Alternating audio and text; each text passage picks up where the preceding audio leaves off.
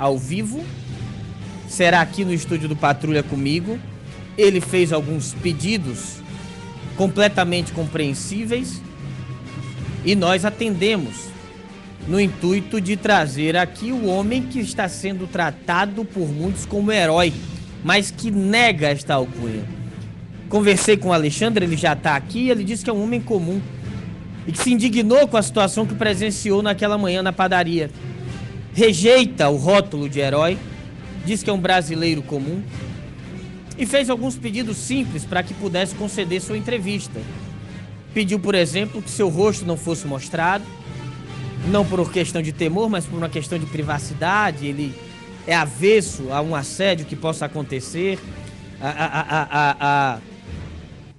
a um assédio, a abordagens exageradas na rua e até mesmo esse título de herói. Então ele pediu que seu rosto não fosse mostrado, mas ele vai estar aqui comigo. Pediu a presença do advogado dele aqui no estúdio, a gente também compreendeu, porque ele vive uma situação totalmente fragilizada por ter discutido com um homem poderoso. E pediu também que nós tratássemos com respeito a entrevista, mas ele mesmo reconhecendo que esta é a nossa forma de trabalhar e que isso não seria nenhum problema. Portanto, daqui a pouco aqui no Patrulha, a entrevista ao vivo, exclusiva com Alexandre Azevedo, o homem que discutiu com o desembargador Dilermando Mota na padaria Mercato. É um cara firme em suas palavras, de certa forma austero algumas vezes na sua convicção, mas é um boa praça, cara simpático. Estava num dia tranquilo até que pisaram no calo dele, ele teve um momento de fúria diante da sua indignação, mas é um boa praça. Brinquei até com ele já, se ele se importava com o apelido que deram-lhe nas redes sociais, já que ninguém sabia o nome dele e todo mundo procurava esse danado, e colocaram o apelido dele de Gordinho da Mercato. E eu não conheço o cara é bravo, perguntei a ele, mas ele, não, Jackson, não me importo com isso não. Eu não suporto é ver indignação, eu não suporto é ver injustiça, mas o apelido não. Tá aí o vídeo no ar, vocês se lembram? Milhares de acessos das redes sociais, tomou conta das redes sociais, ocupou a mídia nacional, o SBT deu matéria. Nesse dia dessa confusão aí, eu quero perguntar a ele se ele sabe quem filmou, se ele sabia que estava filmando, o que foi que o desembargador teria dito finalmente a esse garçom. Enfim, daqui a pouco a gente conversa com o Alexandre e vocês vão ver essa entrevista ao vivo aqui no estúdio do Patrulha. Vamos à primeira notícia de hoje. Violência desenfreada. Comerciante foi assassinado na manhã de hoje no bairro de Felipe Camarão. Ele iria abrir a loja dele no momento do crime. O homicídio pode estar relacionado com a morte do filho da vítima, que ocorreu há cerca de 7 meses. Bota no ar. Na parede da casa de número 602, no bairro de Felipe Camarão, zona oeste aqui de Natal, marcas dos tiros e de sangue. Na calçada, o corpo do comerciante Erivan Silva dos Santos, 52 anos, crivado de balas. A vítima morava ao lado, era proprietário dessa loja de peças de moto. O que ficou apurado inicialmente pela polícia é que Erivan tinha descido de casa para abrir a loja, quando foi surpreendido por vários tiros. Ele tentou correr e terminou caindo morto aqui, a 3 metros de casa. A PM isolou a área e descobriu que os assassinos chegaram num carro.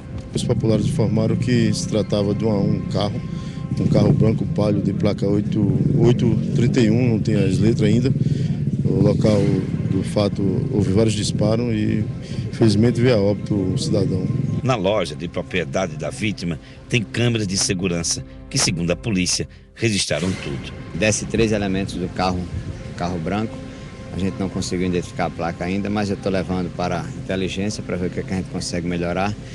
E se é uma placa realmente quente ou se é uma placa fria.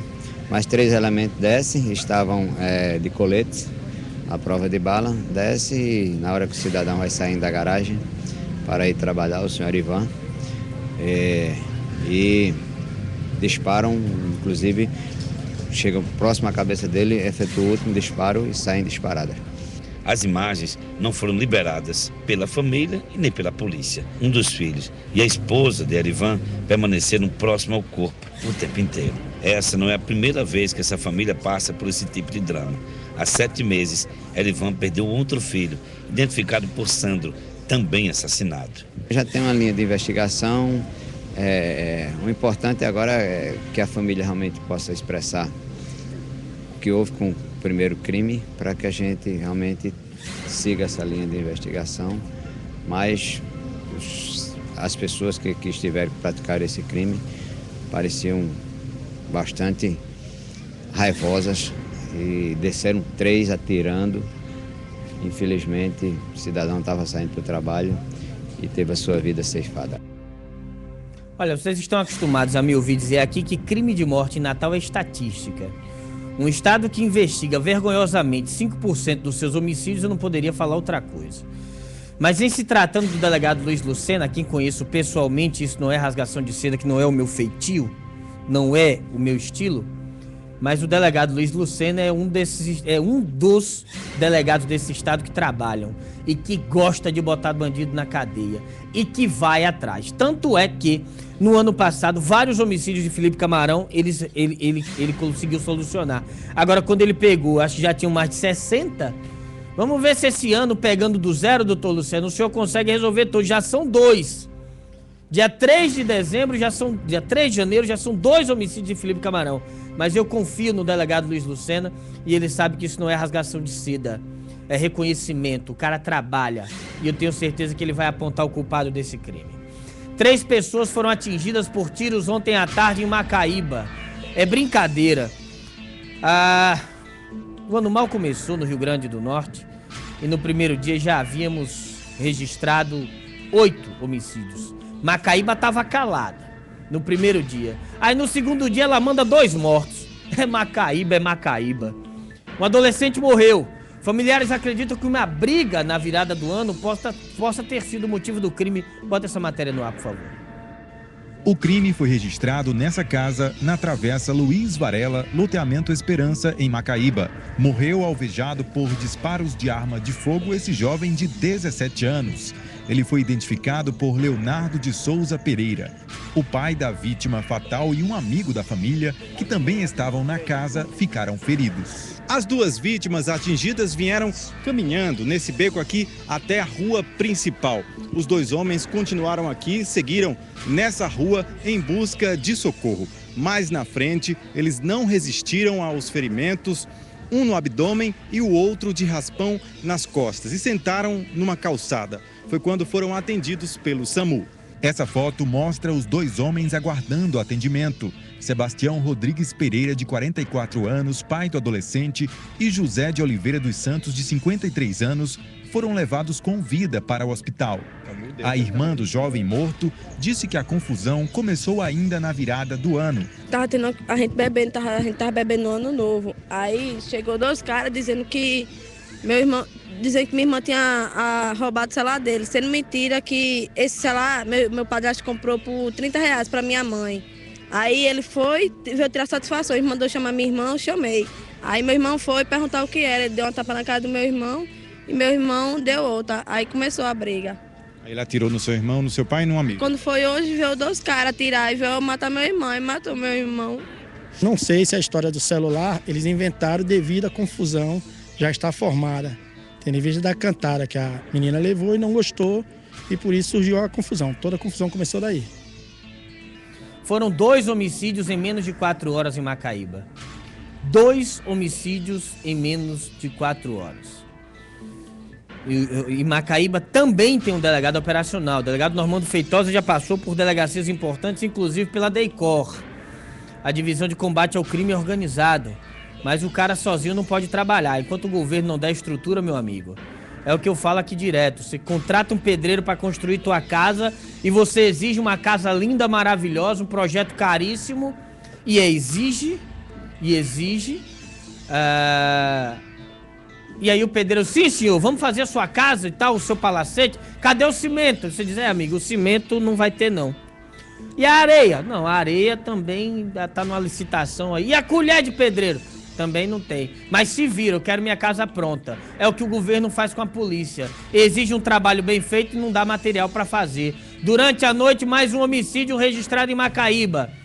Antes de chamar a matéria, deixa eu lembrar que ainda hoje, no próximo bloco, já está aqui comigo o Alexandre Azevedo, um empresário que se envolveu em um bate-boca terrível com o desembargador de Leomando Mota na padaria no dia 29. Assunto todo mundo sabe o que é. Trazemos aqui ao vivo o empresário com exclusividade. Ele vai conversar conosco daqui a pouco aqui no Patrulha da Cidade. Agora sim, o segundo caso de homicídio em Macaíba, coloca na tela. Foi ontem à noite. Sérgio Costa esteve lá. O homem que não dorme, bota na tela. Caído sob a motocicleta que pilotava, com várias marcas de tiros na cabeça e já sem vida. A imagem forte que foi testemunhada por centenas de pessoas na noite desta quinta-feira é do corpo de Alberto de Lima Câmara Júnior. O estudante, de 19 anos, foi executado no meio da avenida, quando voltava para casa, no centro da cidade de Macaíba.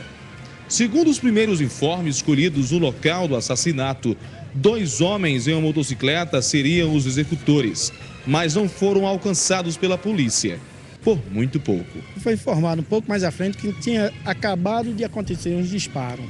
A gente tentou tomar uma informação para onde os camaradas tinham ido, quem era, como tinha sido. A gente se deparou com esse cidadão caído na moto, já sem vida, né? Os autores conseguiram escapar de forma rápida, por causa do movimento também de muitas pessoas no local. Eles estavam no veículo, numa moto, e facilita muito a fuga. Era uma pop preta, 2 camaradas, então não teve mais como a gente ir atrás, não. O assassinato de número 2 aqui em Macaíba aconteceu na movimentada Avenida Doutor Pedro Velho, por volta das 19h40. Apesar de ter sido cedo e apesar do movimento, poucas pessoas se dirigiram à polícia para relatar detalhes deste crime. Aqui no chão, a gente vê aqui as marcas onde ficaram as cápsulas da pistola usada para tirar a vida do desconhecido. Seria uma pistola .40, de acordo com informações preliminares repassadas pela Polícia Militar. Foi muito audacioso, né? Porque no período de grande movimentação aqui, no final do expediente, e acontece uma situação como essa e como você fala, a dificuldade, a gente às vezes até chega à autoria, mas não chega a colher provas contundentes suficientes para que a justiça determine a prisão dessas pessoas. Familiares do estudante estiveram no local. Eles preferiram não gravar entrevista, mas relataram que Juninho, como era mais conhecida a vítima, tinha sofrido uma ameaça de inimigos de uma comunidade conhecida como Mosquito. Pois é, como o delegado falou, saber quem matou não é tão difícil. Porque os policiais têm fontes, têm informações, isso não é difícil. E para coletar prova, meu amigo? E o ITEP, cuja perícia demora e não é bem feita porque falta equipamento, falta pessoal qualificado e sobra cargo comissionado e funcionário fantasma. Para prender alguém, você tem que ter indício, meu amigo.